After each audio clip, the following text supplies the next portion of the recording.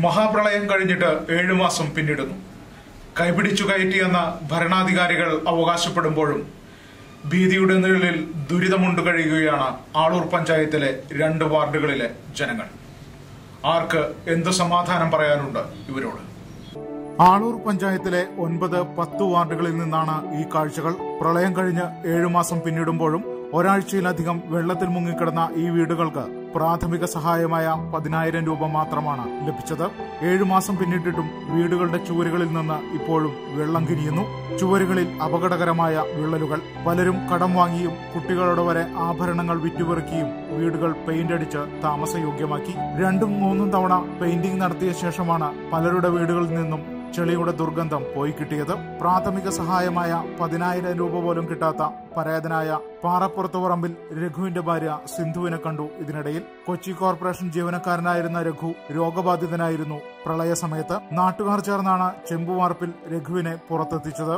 പക്ഷേ പ്രളയജലമിറങ്ങി അല്പദിവസം കഴിയും മുൻപ് സെപ്റ്റംബർ 13 രഘു മരണമടഞ്ഞു. സംസാരശേഷിയില്ലാത്ത ഭാര്യ സിന്ധുവും രഘുവിന്റെ വയസ്സായ മാതാവും 2 മക്കളും അടങ്ങുന്ന കുടുംബത്തിന് പ്രാഥമിക സഹായമായ 10,000 രൂപ ഇപ്പോഴും ലഭിച്ചിട്ടില്ല. 15 ദിവസം കഴിഞ്ഞപ്പോൾ ഇവരുടെ അച്ഛനെ അവിടെ കിടത്തിയിട്ട് അവിടുന്ന് ഒരു 11-ാം തീയതി ഇങ്ങോട്ട് കൊണ്ടുവന്നു. 12-ാം തീയതി ആശുപത്രിയിൽ പോയി. ഇതുവരെ ആരുടെയും ഇതായിട്ട് ഒരു പൈസയും കിട്ടിയിട്ടില്ല. അവർക്ക് ആ 10,000 കിട്ടിയിട്ടില്ല. ബുദ്ധിമുട്ടുകൾ. ഹൃദ്രോഗബാധിതനായ ഭർത്താവിന്റെ ചികിത്സാ ചെലവിനായി നെട്ടോട്ടമോടുന്നതിനിടെ പ്രളയം എല്ലാം തകർത്തെറിഞ്ഞ ഷൈനിയെ അന്വേഷിച്ചും സർക്കാർ സഹായമൊന്നും എത്തിയിട്ടില്ല. ലാസ്റ്റ് ഇവരൊക്കെ കൊണ്ടുവന്നാണ് ഇവരെ ഇറക്കി വിട്ടു. സാധനങ്ങളൊക്കെ നശിച്ചു പോയത് പോട്ടെ. 5 ദിവസം വെള്ളത്തിൽ കിടന്നു. പിന്നെ വന്ന കാഴ്ച എന്താ പറയാൻ, സാധനങ്ങളൊക്കെ നശിച്ചു. വീട് കുറെ സ്ഥലത്ത് പൊട്ടി. പ്ലംബിങ്ങും വയറിങ്ങും ഒക്കെ മൊത്തം നാശമായി. ചേട്ടനാണെങ്കിൽ സുഖമില്ലാത്ത ആളാണ്. എൻ്റെ ഒരു വരുമാനം കൊണ്ടാണ് ഈ വീട് കഴിയണേ. എല്ലാവർക്കും അറിയാം, നാട്ടുകാർക്കൊക്കെ അറിയാം. എൻ്റെ ഒരു വരുമാനം കൊണ്ടാണ് ഈ വീട് കഴിയുന്നത്. കുട്ടികളെ പഠിപ്പിക്കണം, വീട്ടു ചെലവ് എല്ലാം കൂടി. അതിനിടയ്ക്ക് പെരയുടെ നീതിയൊന്നും ഇപ്പം 3-4 കൊല്ലമായിട്ട് അടച്ചിട്ടില്ല. അതിന്റെ കഴിഞ്ഞിപ്പോൾ എന്നാണ് അവർ ജപ്തി വരാൻ പേടിച്ചിട്ട് വല്ല. അങ്ങനെ ഒരു കാര്യമുണ്ട്. വളരെ ബുദ്ധിമുട്ടിലാണ് ഞങ്ങൾ ജീവിക്കുന്നത്. അതിനിടയ്ക്ക് ഈ ദുരന്ത മേഖല ആരും അറിഞ്ഞിട്ടില്ല. പേപ്പറിൽ കൂടെ ഒക്കെ വായിച്ചറിയുമ്പോൾ ഞങ്ങൾക്കൊരു വിഷമം. ഇങ്ങനെ ഒരു സഹായങ്ങൾ പലർക്കും കിട്ടണില്ല, ഞങ്ങൾക്ക് ഒന്നും കിട്ടണില്ല. എന്താന്ന് പേപ്പറിൽ കൂടെ വായിക്കുമ്പോൾ ഞങ്ങൾക്കൊരു വിഷമം. 10-ാം വാർഡിൽ 200-ലേറെ കുടുംബങ്ങളാണ് പ്രളയത്തിൽ വലിയ നാശം നേരിട്ടത്. അന്വേഷിക്കാൻ വരുന്ന അധികാരികളെ കാണിക്കാൻ പ്രളയകാലത്തെ ഫോട്ടോ എടുത്ത് വീടിന് മുൻപിൽ പ്രദർശിപ്പിച്ചിരിക്കുകയാണ് 9-ാം വാർഡിലെ കൊല്ലംപറമ്പിൽ സുരേഷ്. ഇദ്ദേഹത്തിന്റെ ഫർണിച്ചർ വർക്ക്ഷോപ്പും കോഴി ഫാമും പ്രളയത്തിൽ മുഴുവൻ തകർന്നു പോയിരിക്കുന്നു. പേരെണ്ണി പറയാൻ കഴിയാത്ത വിധം ദുരിതം ബാധിച്ചവരുടെ നിര നീളുകയാണ്. വീടുകളിലെ വയറിങ്ങും പ്ലംബിങ്ങും പൂർണ്ണമായി നശിച്ചിരിക്കുന്നു. കയറിക്കിടക്കാൻ മറ്റൊരിടമില്ലാത്തതിനാൽ അത്യാവശ്യ ജോലികൾ മാത്രം തീർത്ത് അപകടകരമായി താമസിക്കുന്നു പലരും. പ്രളയം കഴിഞ്ഞ് 7 മാസം കഴിഞ്ഞിട്ടും ആരും ഇവിടേക്ക് തിരിഞ്ഞു നോക്കിയിട്ടില്ല.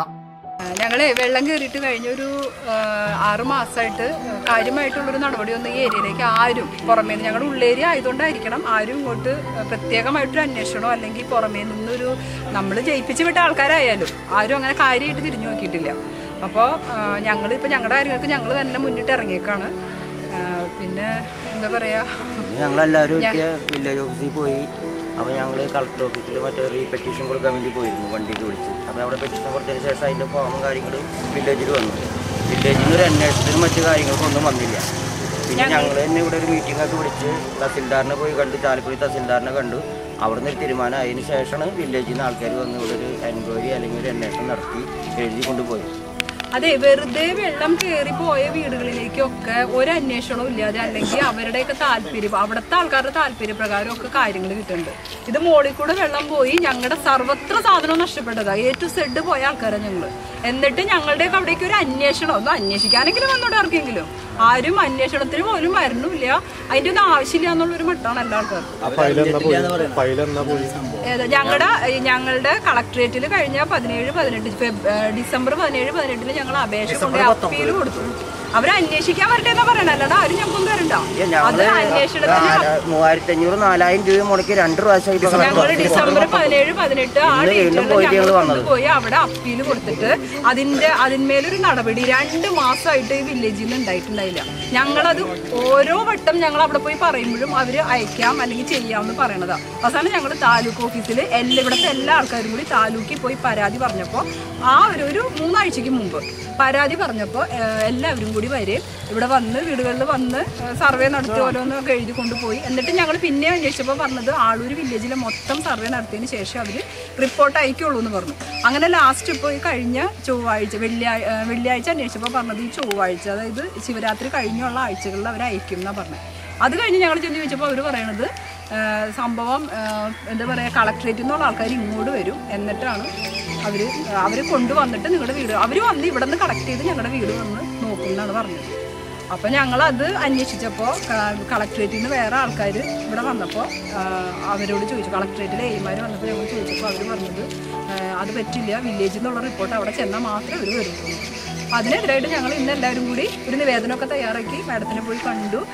അതിന് നടപടി ഉണ്ടായിട്ടുണ്ട്. അവർ വില്ലേജിൽ വിളിച്ച് പറഞ്ഞിട്ട് ഇപ്പോൾ അവരോട് എത്രയും പെട്ടെന്നൊക്കെ റെഡിയാക്കി വെക്കാനാണ് പറഞ്ഞേക്കണേ. അവർ വന്ന് അങ്ങോട്ട് കൊണ്ടുപോകണം. ഞങ്ങൾക്ക് അവിടെ നിന്ന് അറിയാൻ കഴിഞ്ഞിട്ട് അവിടെ ഒരു പാനലുണ്ട്, ആ പാനലിന് കൈമാറുന്ന പറഞ്ഞ ഈ റിപ്പോർട്ടൊക്കെ. അപ്പം ഞങ്ങളുടെ ഇത് വെച്ച് അവർ പരിശോധിച്ചപ്പോൾ ഞങ്ങളുടെ ഒരു സാധനം അവിടെ വന്നിട്ടില്ല. അപ്പോൾ നടപടി എന്തായാലും ഈ റെസിപ്റ്റ് പ്രകാരം ഉണ്ടാകും എന്നുള്ളത് അവിടെ കളക്ടർ ഞങ്ങൾക്ക് ഉറപ്പ് വന്നിട്ടുണ്ട്. നാട്ടുകാരെല്ലാവരും ചേർന്ന് ജില്ലാ കളക്ടറെ കണ്ട് ആവലാതി ബോധിപ്പിച്ചിട്ടുണ്ട്. തിങ്കളാഴ്ച പരിഹരിക്കാമെന്ന കളക്ടറുടെ ഉറപ്പ് മാത്രമുണ്ട് ഇവർക്ക് ആശ്വസിക്കാൻ. വീണ്ടും ഒരു തെരഞ്ഞെടുപ്പ് പടിവാതിലിൽ വന്നു നിൽക്കുമ്പോൾ തെരഞ്ഞെടുത്തയച്ചവർ തിരിഞ്ഞു നോക്കാത്തതിന്റെ വിഷമമാണിവർ പങ്കുവയ്ക്കുന്നത്. 25 വർഷത്തെ സ്വർണ്ണാഭരണ നിർമ്മാണ പരിചയ സമ്പത്തുമായി ഏറ്റവും കുറഞ്ഞ പണിക്കൂലിയിലും മികവുറ്റ സേവനവുമായി Arya jewellery Chalakudy. 100% BIS 916 hallmarked സ്വർണ്ണാഭരണങ്ങളും എല്ലാത്തരം വെള്ളി ആഭരണങ്ങളും ലഭിക്കുന്ന ആഭരണ നിർമ്മാതാക്കളുടെ ജ്വല്ലറി.